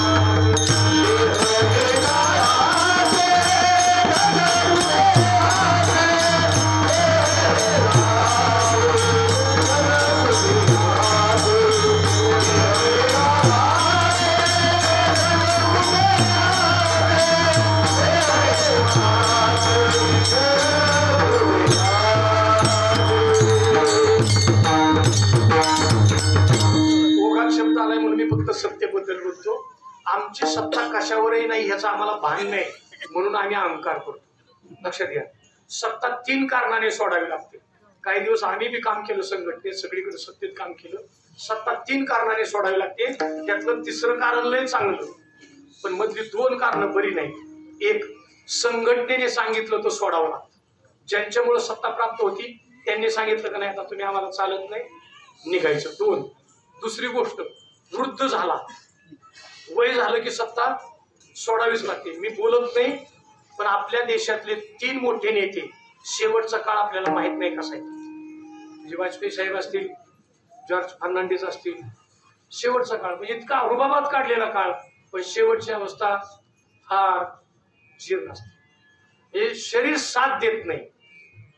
एक लक्षात घ्या, ज्यावेळेस शरीर साथ देत नाही त्यावेळेस सत्ता सोडावी लागते. नीट ऐका, आता शब्द ऐका. आणि 3रं सत्ता सोडण्याचं कारण आहे, मी फक्त उदाहरण देतोय, कोणी आपल्या देशाशी त्याचं लावून घेऊ नका. ऑस्ट्रेलियाचे एक पंतप्रधान होते, ते म्हणले बाद झालं, मी एकदाच झालोय, आता मला माझ्यासाठी जगायचं. वय त्यांचं किती होतं? 54 वर्ष. किती? आता ते मला नाव आठवत नाही, पण ही घडलेली घटना आहे. त्यांनी सोडून दिलं, म्हणजे स्वतःहून सत्ता सोडल्यामुळं त्यांना देशात बी किंमत राहिली आणि घरात बी किंमत राहिली. शब्द कळतोय ना माझा? पण शब्द आहे का? स्वतःहून सत्ता सोडण्यामध्ये जो आनंद आहे ना, तो आनंद हा देह माझा नाही म्हणायचा. हा जो आनंद आहे ना, हा देह तुझा घेऊन जा. पण आपली तयारीच नाही झाली. कशाची? आपण सगळी तयारी केली, लग्नाची केली, घर बांधायची केली, विहिरी पाडायची केली, सगळी केली, पण जाण्याची तयारी अजून कुणी केलेली. पण त्यांनी न्यायची कशाला वाट बघताय? अगोदर देऊन टाका ना. मी बोलत नाही, प्रमाण आहे तुकोबरांचं. माझे मरण पाहिले मी माझं मरण स्वतः डोळ्यांनी पाहिलं. हा देह माझा नाही, देह मी नसरे उरला उरे, मी देह आहे हे खरं नाही, हा भगवंताचं हे सगळं, त्याचा एक दिवस मला द्यायचंय. या भूमिकेत आला, देणारा तोय. देणाराने हिसकून घेण्याच्या अगोदर आपण म्हणून म्हणावं, हे घेऊन टाकू. प्रेम राहतं, लक्षात ठेवा. आता व्यवहारातलं सांगू का? चाणक्य नीती असं म्हणते, व्यवहारामध्ये न मागता मुदतीच्या आत दिलं तर बँक जप्ती करायला येत नाही. बरोबर आहे ना? करतात ना निलाव? काय निलावाची वाट बघतात? इतकं त्रास देतो शरीर, इतकं त्रास देतो, तरी म्हणतो नाही अजून हे राहिले. अरे तो किती राहिले? मग वेळ संपली की काहीच मिळणार, एक क्षण सुद्धा तुला वाढवून मिळणार नाही. देणारा तोय, घेणारा तोय. काय आपली सत्ता आहे? आपली कशावरही सत्ता नाही हे समजून घेतलं की मग आनंद आहे. सोप्या भाषेत सांगू का? योग्य वेळेला सुनेच्या ताब्यात किल्ल्या दिल्या की सासू शेवटपर्यंत आनंद. योग्य वेळेला मुलाच्या ताब्यात किल्ले दिला की बाप सुखी. झाले ना दोघं. आता रामायणातलं उदाहरण सांगतो, फक्त मी आता लांब होत नाही, माझ्याकडे फक्त 10 ते 12. ऐका, जरा कर्णमुळी सांगू आली गोष्टी. दशरथ राजाच्या कानाला एक केस पिकला. किती? आरशात एक केस पिकल्यानंतर राजाच्या लक्षात आलं, आता माझं वार्धक्य सुरू झाले, आता मुलाला ताब्यात दिलं पाहिजे. आम्ही पिकलेली कळू नये ह्याची काळजी घेतोय आणि किल्ल्यात तशा ठेवतोय. पोरण सुना म्हणतात कवा मरतय, का वाट बघावी त्यांनी आमची? अरे एकदा सगळं द्यावं. आमच्या धर्माची व्यवस्था सांगतो, 50व्या वर्षी वानप्रस्थ आहे, ठीक आहे, 50-60 वर्षापर्यंत ताब्यात द्यावाने निघून जावं. त्याने आम्हाला दिलं होतं ना, आम्ही कुणाला तरी दिलं पाहिजे ना. अरे बापाने आमच्या ताब्यात दिलं, आता आम्ही बाप झाले आमच्या मुलांच्या ताब्यात द्यावं. पण त्याने चाणक्याच्या भाषेत सांगा, आमचा विश्वास त्यांच्यावर नाही आणि विश्वास निर्माण करायला आम्ही कमी पडलो, ही आमची चूक आहे. त्याचं कारण आहे ही चांगलं सांभाळतील असं आम्हाला का वाटत नाही? आपलं ओळखून घ्यायचं, त्याच्यापेक्षा आज जात नाही. का जात नाही ते लक्षात घ्या. संस्काराची शिदोरी, विचाराची शिदोरी ज्याच्या बरोबर आहे त्याला दुःख भोगण्याचं कारण तो कुठेही राहू द्या, जग त्याला सांभाळतं. आज एकच उदाहरण देऊन पुढे जातो. पुरेकर बाबांचं कोण आहे? तात्यांच्या बरोबर कोण आहे? कोणासाठी प्रपंच केला? अहो जेवढी काळजी आमची मुलं घेत नाही तेवढी आज तात्यांचं सगळी मुलं काळजी पुरेकर बाबांची काळजी. मी शिंदे माऊलींच्याकडे गेलतो, आम्ही पुरेकर बाबांची तारीख मागायला. शिंदे माऊली म्हणले आम्हीच त्यांना फिरू देत नाही. कुठं? आज बाबांना फिरणं होत नाही. आळंदीला जाऊन समोर आम्ही चर्चा केली, नाही म्हणले आता बाबांना गाडीचा प्रवास सहन होत नाही. मला सांगा ना, अरे मुलांनी आमच्यावर इतकं प्रेम करावं, त्यात नवल काय? जगाने आमच्यावर इतकं प्रेम करावं, असं वागणं आमचं असावं. पण योग्य वेळेत द्यायला शिका.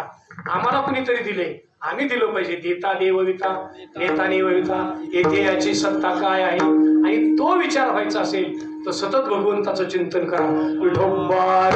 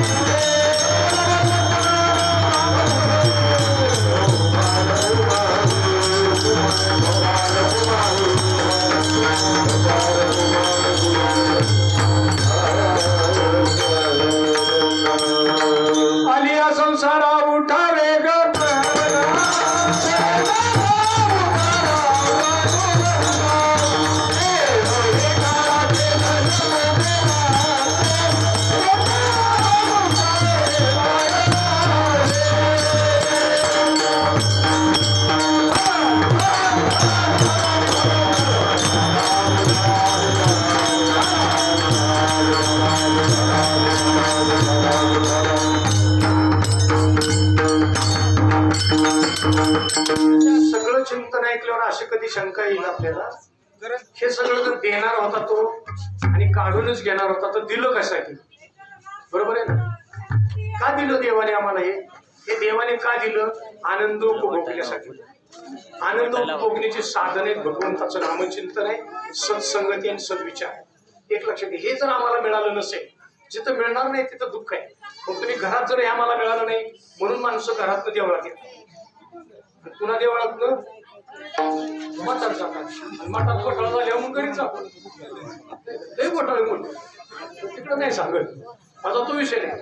घरात समाधान नाही म्हणून मंदिरात जातात, आणि मंदिरात समाधान नाही मिळेल मग कुठे लक्षात घ्या. प्रत्येकाचं मन हे मंदिर बनलं पाहिजे. कधी बनेल मंदिर? मी का आलोय हे कळलं. मी का आलोय तुम्हाला कळलं नाही, आम्हाला कळलंय की तुम्हाला कीर्तन सांगायसाठी बोलवले म्हणून आलाय. गुरुजी तुम्ही का आलाय? तुमची नेमणूकच आहे ते, म्हणून तुम्हाला यावं लागलंय. एक लक्षात घ्या, त्याला म्हटलं निमित्त आलो. हे मी रिटायर झालो, माझी शाळा बंद पडलेली नाही, पण मी माझ्या घरातून माझा बाप गेला, आजा गेला. मी बोलत नाही आजा मेला, पंजा मेला, बाप मसना गेला, देखत देखत नातू पण तोही तैसा झाला. प्रत्येकाच्या घरात गेलेले आहेत माणसं, गेलेली आहेत. मग मला सांगा, घर बंद पडली आणि आता पडतील असं वाटतं का? पडणार नाही. कुणाचंही घर बंद पडलेलं नाही, कुठलाही व्यवहार थांबलेला नाही. तू कशाला अहंकार करतो? मी गेल्यावर कसं होईल? तू जाऊन बघ, तू निघ. तू जायचीच वाट बघतात माणसं, तुझीच अडचण आहे. तुकोबाराय सांगतात, निमित्त म्हणून तुम्ही इथं आलाय, निमित्त म्हणूनच राहा. माझं म्हणू नका, अहंकार करू नका. नीट ऐका, व्यवहारिक दृष्टिकोनातून सांगतो. मी जन्माला आलो, जन्माला आलेलं बाळ आईला, घरातल्या लहान मुलं सगळ्यांना आनंद देतो. निरागस असतं बाळ. 1-1.5 वर्षापर्यंत बाळाच्या सगळ्या हालचाली सगळ्यांना आनंद देतं. शेजाऱ्यांना, गावातल्यांना, कुणाकडे असं सगळ्यांना आनंद देतं. बालपणी आई वडिलांना आनंद दिला. मोठं झाल्यावर मित्रांच्यात खेळलो, समाजात फिरलो, शिक्षण घेतल्यानंतर सगळीकडे वागलो. आता तो मुलगा नाही राहिला, आता नवरा झाला. आता त्याची जबाबदारी वाढली. आई वडिलांना आनंद दिला पाहिजे, समाजातही नीट राहिलं पाहिजे, आणि पत्नीलाही आनंद दिला पाहिजे. आता नाती 2 तयार झाली. पत्नीमुळे तिकडची, आता तो एकटा नाही राहिला, आता त्याला सगळं सांभाळायचं. व्याप्ती वाढवतो तशी ज्ञानाची, विचाराची उंची वाढवली पाहिजे. नीट ऐका, जर तिथं चूक झाली तर दुःख भोगावं. म्हणून मी कुणाचा तरी मुलगा आहे, मी कुणाचा तरी पती आहे. आता पती नाही राहिलो, आता मी बाप झालोय. बापाने माझ्यासाठी जे कर्तव्य केलं तेच मला पुढच्या पिढीसाठी करायला पाहिजे. आता मी बाप आहे, आता मी बाप नाही राहिलो, आता मी आजा झालो. मग आजा सांगतो, नातू सांगतो, ना म्हणा ना तू नसला तरी चालतो असं मला सांगितलं ना आमच्या नातून. ना आता मी आजोबा आहे, जसं माझ्यावर आजोबांनी प्रेम केलं तसं मी आहे तोपर्यंत आनंदाने राहील. म्हणतात निमित्त शब्द ऐका तुकोबाराय सांगतात आम्ही भगवंताची सेवा करण्यासाठी आलो, पण आम्ही म्हणत नाही देवाने आम्हाला दिसत बुद्धी दिली आणि देवाने दिलेल्या बुद्धीचा वापर करून आम्ही वागलो आणि आम्ही सहज दुसऱ्याला देत गेलो. एक लक्षात घ्या, सहज दुसऱ्याला देत जातात ते संत आहेत, सोडता येत नाही तो जीव आहे म्हणून दुःखी आहे. म्हणून निमित्त म्हणून आम्ही इथं आलोय, निमित्त म्हणूनच राहायचं आणि गेल्यावर कसं होईल काय होत नाही. तुम्ही निघायची तयारी करा.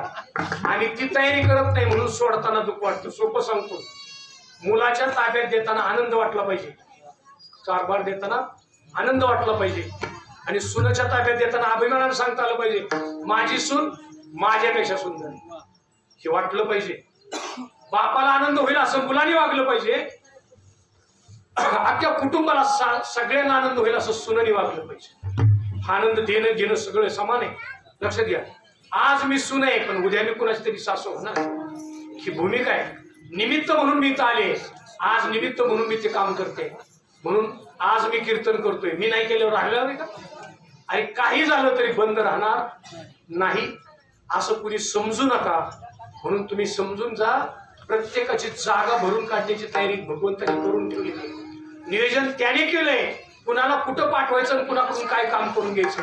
म्हणून आम्ही निमित्त म्हणून आलोय, निमित्त म्हणून राहा, अहंकार करू नका, आनंदाने वागा. हाच अभंगाच्या शेवटचं चरण. तुका म्हणे का निमित्ताचा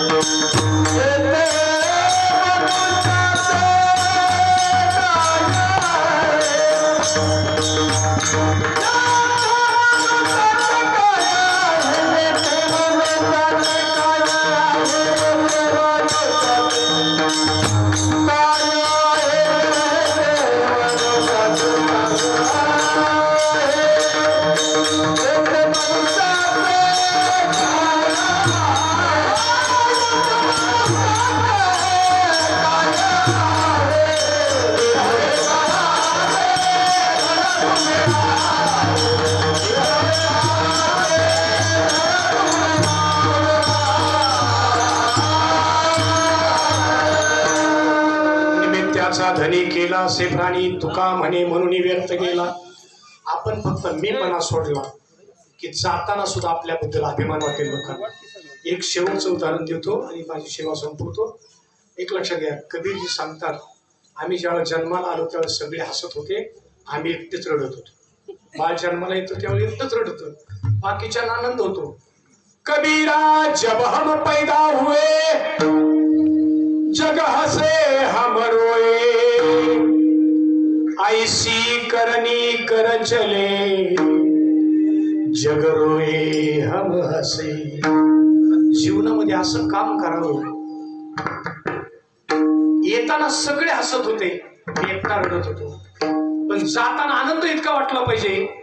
22व्या वर्षी माऊलींनी समाधी घेतली. देव निवृत्तीने धरले दोन्ही कर, जातो ज्ञानेश्वर वैसाव. देवाच्या डोळ्यातून पाणी येत होतं, निवृत्तीदादांच्या डोळ्यातून पाणी येत होतं. माऊली हसत चालली होती समाधीला. बस संपला जगाचा प्रवास, पण आनंद होता. मी आल्यानंतर जो काम केलंय ना, हे काम 1000 वर्ष नाही, जोपर्यंत चंद्र सूर्य आहे तोपर्यंत आहे. असे विचार मी जगाला देऊन जातोय. असं काम करावं की जगाने रडावं आणि आम्ही हसत हसत जगाला आनंद करावं. इतकं कर्तव्य करता येतं म्हणून अमर राहता येतं. एक कर्म आणि विचार, दोन गोष्टींनी आपण जगात अमर राहतो. आणि कर्म करण्यासाठी आपल्याला मिळालेलं आहे म्हणून कर्म भगवंताला मान्य होईल, सगळ्याला आनंद होईल, सगळ्या सृष्टीवर सुखाचा वर्षा होईल. असं कर्म आमच्याकडून घडलं तर जग आमच्यासाठी रडेल. आमच्यासाठी जग रडेल नाही, देव रडू शकतो. म्हणून लक्षात घ्या, जगाला आवडतं ते देवाला आवडतं आणि देवाला आवडेल असं आमच्याकडून जगावं. समाजात आमच्यामुळे आनंद निर्माण व्हावा, असं आमचं जगणं असावं म्हणून निमित्त म्हणून आलोय. पण आनंद देता येतो तो देवा, हीच आमची कर्तव्याची भूमिका असावी. कैलासवासी माणिकराव तुकाराम कोकरे यांनी त्यांच्या आयुष्यामध्ये बालपण, तरुणपण आणि वृद्धापकाळ, 70च्या आसपास वय असायचं, 72च्या आसपास वय असेल, त्यांनी केलेली नोकरी असेल, देशाची सेवा करत असताना. तसा तो जुना काळ आहे बरं, कठीण काळ. म्हणजे आमचे जावई गेले, अरुणाचलला मायनसमध्ये दिले, सर्दी झालेली, आतच बर्फ झाला, श्वास घेता आला नाही. या घटनेला 6 वर्ष लागली. तारुण्यामध्ये कठीण काळ असतो, पण तेही सेवा सगळी करून, कारण त्यांच्या ठरलेले तिथं जायचंच असतं. म्हणजे देशाची सेवा केली त्यांनी. इथं आल्यानंतर आपल्या कुटुंबाचं भरण पोषण सगळं, आईवडिलांचं कर्तव्य त्यांचंही पार पाडलं. मुलांसाठी योग्य कर्तव्याने केली. 3 मुलं 1 मुलगी त्यांना होती, 3 मुलं आता आहेत. त्याच्यानंतर म्हणून वाढवी महत्व वडिलांचे. कुणाबद्दल द्वेष न करता आपल्या वडिलांचं महत्व कसं वाढेल. आता सोप्या भाषेत सांगतो, आमचा वडील बाप आमचा देव आहे. देवाला कमीपणा न येत असं वागणं हे संतांचं. संत आमचे बाप आहे, संतांना कमीपणा येईल असं न वागणं हे आमचं काम आहे. आणि तेच आमच्या हातातलं कर्म आम्ही करावं आणि मग आम्हाला सद्गती प्राप्त होते. आज त्यांचं प्रथम पुण्यस्मरण आहे. फक्त गरुड पुराणाप्रमाणे जीवाचा प्रवास आपण पहिलं मासिक घालतो 14व्याला. एक पाहुणं कोणतरी बसले असतील, 14, 11 मासिक होतात, अनेक महिना आला तर 12 होता. आणि 13व्याला त्या स्थितीला, ज्या स्थितीला गेल्या वर्षी त्यांनी देह ठेवला त्या स्थितीला आपण प्रथम पुण्यस्मरण करतो. जीवाचा प्रवास संपून जीव आता यमपुरीत पोहोचतो गरुड पुराणाप्रमाणे. आणि यमपुरीत पोहोचल्यानंतर त्या जीवाला गती देण्याचं काम चालू. त्यावेळेला त्या जीवाला जर गती देताना त्यांच्या कर्मामध्ये कुठं उणीव राहिली असेल तर त्यांना तिथं काय करता येत नाही. मग पाठीमागच्या पिढीचं कर्तव्य काय, तर त्यांनी आमच्या ऋण केले. नीट शब्द आहे का, शंकराचार्य कोवाती बंधू पितरश्य केव्हा कोण आमचे पितर आहेत ज्यांनी ज्यांनी आमचं पालन पोषण केलं ते आमचे पितर आहेत. म्हणून आता काकांनी तुम्हाला कमीत कमी 4-5 नावं विचारले असतील. 7 नावं विचारतात पण आपल्याला येतात 4. मला विचारत येतात 5 येत नाही. कारण आम्ही देण्यातच ठेवत नाही. इकडच्या 7 पिढ्याची तिकडच्या 7 पिढ्या म्हणजे आईच्या 7 पिढ्या बापाच्या 7 पिढ्या 14 पिढ्यांचं आम्ही देणं लावतो. एका पिढीचं नाही त्यांच्या. म्हणून आम्हाला दुःख होतं जर आम्ही ते ध्यानात नाही ठेवलं तर दुःख. तुम्ही म्हणाल हे करावं का करू नये अजिबात. माझं म्हणणं नाही फक्त कायम बापाला ध्यानात ठेवा कामाला कायम आईला ध्यानात ठेवा. कारण त्यांच्यामुळे आम्ही जग बघितलं आणि संतांना का ध्यानात ठेवा त्यांनी आम्हाला विचारलं. मग त्यांचं आमच्यावर ऋण आहे आणि त्या ऋणातून उतराय होण्याचा आजचा कार्यक्रम. आई वडिलांचं पितरांचं ऋण आहे आमच्यावर. 3 कर्ज आहेत आमच्यावर. देवाचं कर्ज आहे ऋषींचं म्हणजे संतांचं कर्ज आहे पितृ ऋण आहे. आजचा कार्यक्रम हा पितृ ऋणातून उतराय होण्याचा कार्यक्रम. त्यांचं काय कर्ज आहे त्यांनी देहाचं पोरण पोषण केलं. या सृष्टीतलं अन्न मी खाल्लं आणि या सृष्टीचं देणं मी लागतो भगवंताचं देणं लागतो. आणि ज्याच्या विचारामुळे मी जगतोय ते चांगले विचार साधू संतांचे त्यांचं मी देणं लागतो. त्या 3 ऋणातून उतराय जाण्याचा कार्यक्रम आहे आणि त्यांना सद्गती प्राप्त व्हावी.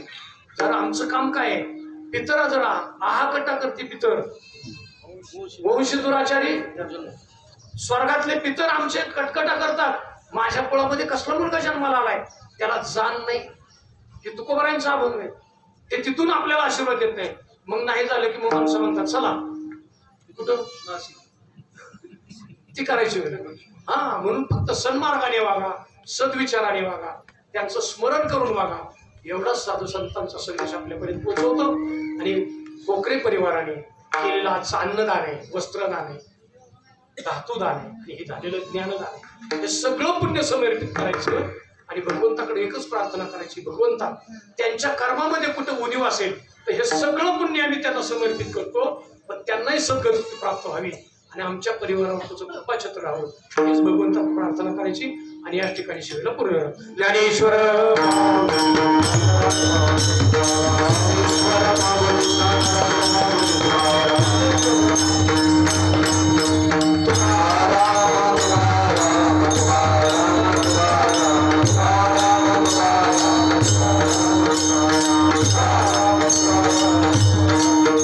सर्वांचं ऋण व्यक्त करतो. बसलेल्या सकट सगळ्यांचं ऋण व्यक्त करतो. नामोल्लेख करत नाही.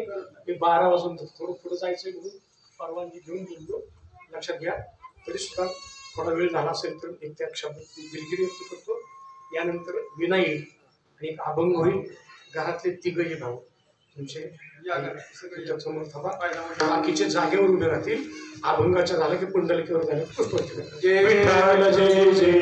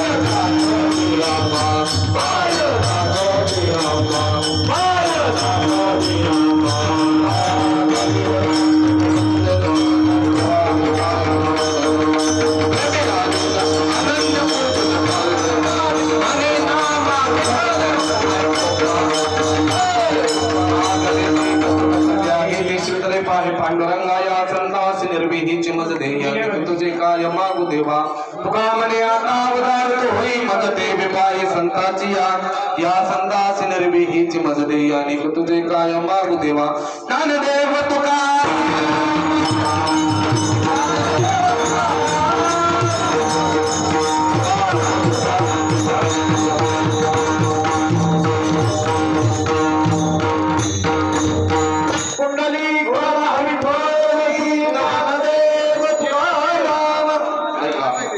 आज या ठिकाणी कैलासवासी माणिकराव तुकाराम पोखरे माजी सैनिक यांच्या प्रथम पुण्यस्मरणानिमित्त आज या ठिकाणी हरिभक्ती परायण रामदासजी महाराज चट्टापूरची वाठार निंबाळकर महाराजांनी येऊन सुंदर अशी या ठिकाणी कीर्तन सेवा केली त्याबद्दल कोकरी परिवारांच्या वतीनं व सर्व ग्रामस्थांच्या वतीनं महाराजांचं हार्दिक हार्दिक आभार।